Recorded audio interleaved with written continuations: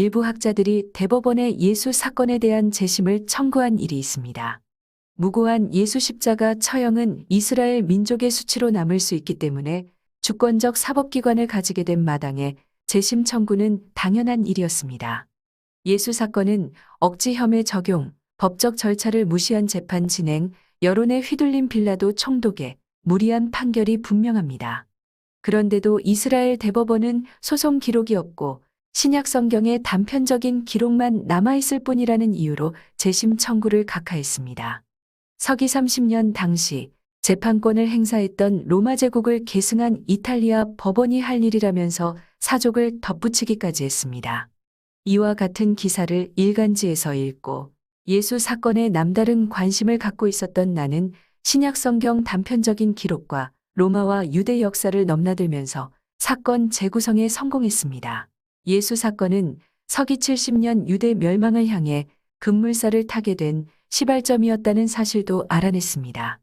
예수 사건은 문명의 성각자 카이사르 이후 문명시대 여명기의 먹구름이었다는 혼란스러운 시국 상황에서 논해되어야 합니다. 지중해 절대 강자였던 로마는 미래지향적인 현명한 통치자 카이사르 암살 이후 역사적 퇴행으로 빠져들었습니다. 역사의 분기점에서 도약의 기회를 잃고 추락하는 모양새였습니다.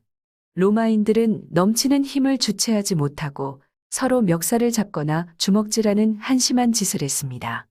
제정 로마 퇴행 여파가 유대 속주에 미치면서 서기 30년 예수 사건으로 비화되었으며 또 다른 이유도 있었습니다. 예수 십자가 사건은 복잡하게 꼬인 인물과 현실상으로는 말이 될 수 없는 상황 설정 등 매우 자극적인 장면이 드러난 막장 드라마였습니다. 무고한 예수를 희생시켜서 경각심을 높이려는 원로사제 안나스와 메시아 운운하면서 예수를 전면에 내세우고 예루살렘 시가지 거점 확보와 자신들의 존재감을 동시에 과시하려는 배단위 사람들. 그리고 예수 시신을 동굴 무덤에 방치해서 예수가 무슨 말을 했는지 모르게 하려는 바리새파 랍비들 음모가 작동하면서 발생했다고 볼 수 있습니다. 유대 역사에 잠재적 요인도 작용했습니다. 소수 민족 유대는 여러 강대국 속주로 명맥을 이어왔기 때문에 순환의 역사 그 자체였습니다. 솔로몬 성전, 스룹바벨 성전, 헤롯 성전 역사만 봐도 알 수 있습니다. 솔로몬 성전은 기원전 586년 바빌로니아와 애굽 틈새에서 말썽을 피우던 다윗 왕조를 느부갓네살 왕이 포로로 데리고 가면서 방화로 사라졌습니다. 기원전 516년 만들어진 스룹바벨 성전도 간신히 명맥을 이어오다가 기원전 165년부터 23년 동안의 시리아 왕 유대교 탄압으로 그리스 디아스포라 유대인들이 예루살렘 명칭을 올림피안 제우스로 바꾸고 성전을 제우스 신 섬기는 데 사용했습니다. 이때부터 양이나 염소 대신 돼지를 제물로 사용했으며 가정집에서도 대문에 향을 피우는 작은 항아리를 매달았습니다. 제우스 축제 기간 중에는 그리스 배우들이 와서 디오니소스 연극을 공연했습니다. 디오니소스는 한 번 죽었다가 살아난 신입니다. 배우들이 빵과 포도주를 먹고 마시면서 이것은 디오니소스의 살, 이것은 디오니소스의 피하면서 연극을 공연했습니다. 디오니소스는 육체를 가진 신이고 구세주였습니다. 동정녀에서 태어났으며 결혼식에서 물을 술로 바꾸는 기적도 행했습니다. 디오니소스로 분장한 배우가 세상 죄를 짊어지고 죽었다가 사흘 후에 부활합니다. 다시 와서 세상을 심판한다는 말을 남기고 무대에서 사라집니다. 이와 같은 연극을 기원전 165년부터 23년 동안 유대인들이 관람했습니다. 그렇게 되니까 잔재가 어떤 식으로든 남을 수밖에 없었습니다. 멸망케 하는 가증한 것 이야기와 세상 종말 이 바싹 다가왔다는 암시가 들어있는 다니엘서 문서가 세간에 나돌면서 민심이 흉흉했습니다. 유대교 탄압을 자행했던 안티오쿠스 4세가 갑자기 죽고 9살이었던 안티오쿠스 5세가 왕위를 물러받게 되니까 섭정으로 삼촌 리시아스 가 권력을 장악했습니다.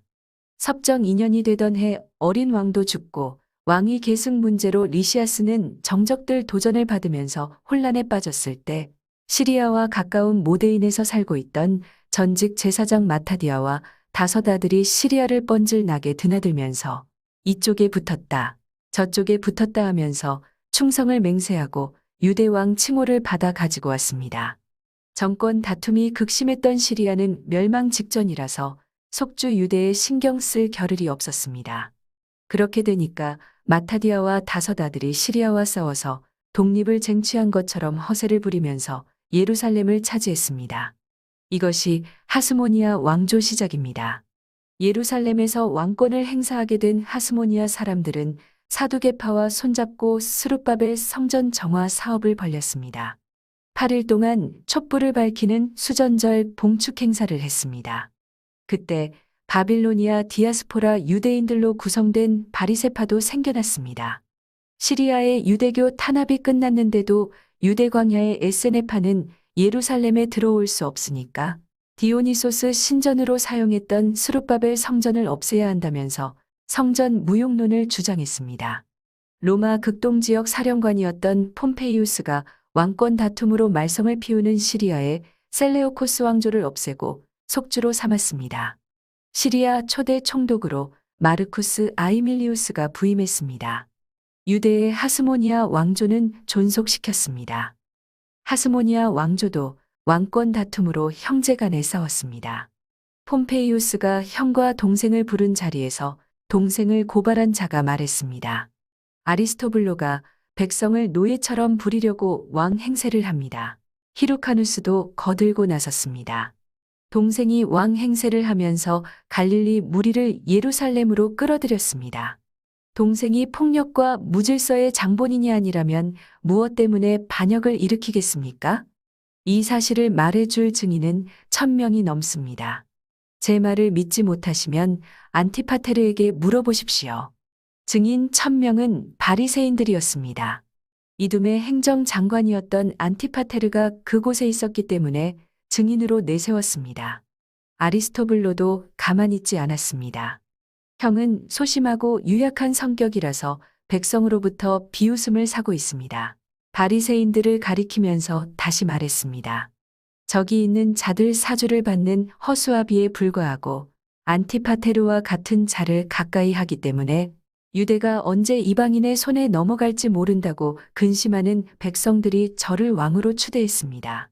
폼페이우스는 머리에 왕관을 쓰고 자주색 옷에 화려한 장식품을 치렁치렁 걸친 동생을 꾸짖고 형과 화목하게 지내라고 타이른 다음 나바테아로 갔습니다. 동생은 폼페이우스가 나바테아에서 시리아로 가는 줄 알고 모친과 형을 옥에 가두고 바리새인들 여러 명을 죽이기까지 했습니다. 폼페이우스가 다시 예루살렘으로 오니까 황급히 성 밖으로 나가 500달란트 상당의 뇌물을 주면서 그냥 지나가기를 권했습니다. 수상하게 생각한 폼페이우스가 예루살렘으로 들어가려고 하니까 성 안에 있던 자들이 성문을 닫아버리는 바람에 아리스토블로는 포로 신세가 되고 말았습니다. 허름하기 짝이 없는 성문을 부수고 폼페이우스가 잔당들을 소탕하려고 성전으로 들어갔습니다. 이때 사두개파 사제들은 왕권 다툼과 자신들은 무관하다면서 번제단에서 제사를 지내고 있었습니다. 폼페이우스가 성소와 지성소 사이 휘장을 제치고 속을 들여다보니까 거기에는 2000달란트 상당의 금괴가 있었습니다. 지성소까지 살펴본 다음 밖에 나와서 부하들에게 아무도 없다고 말했습니다. 잔당들을 쫓는 중이라서 사람이 없다는 뜻으로 한 말이었습니다. 이 말을 전해 들은 유대인들은 당연히 그곳에 있어야 할 야훼 신이 없다는 말로 이해하고 성전 무용론을 주장하는 무리가 활개를 치기 시작했습니다. 폼페이우스는 아리스토블로를 인질로 데려가면서 금촛대와 고귀한 그릇과 금괴를 전리품으로 가져가지 않았습니다. 그 대신 하스모니아 왕조를 없애고 이둠의 행정장관이었던 안티파테르에게 유대 전 지역을 다스리게 했습니다. 유대를 통치하게 된 안티파테르는 이둠에 있으면서 장남 바사엘을 예루살렘 행정관으로 그 당시 25세였던 헤롯을 갈릴리 행정관으로 보냈습니다. 기원전 44년 카이사르 암살 주범이었던 카시우스가 시리아 총독으로 있을 때 유대 왕권을 되찾으려는 하스모니아 왕조 잔당들이 카시우스에게 충성을 맹세하고 예루살렘에 와서 바사엘을 죽이고 이두메의 사람을 보내 안티파테르도 독살했습니다.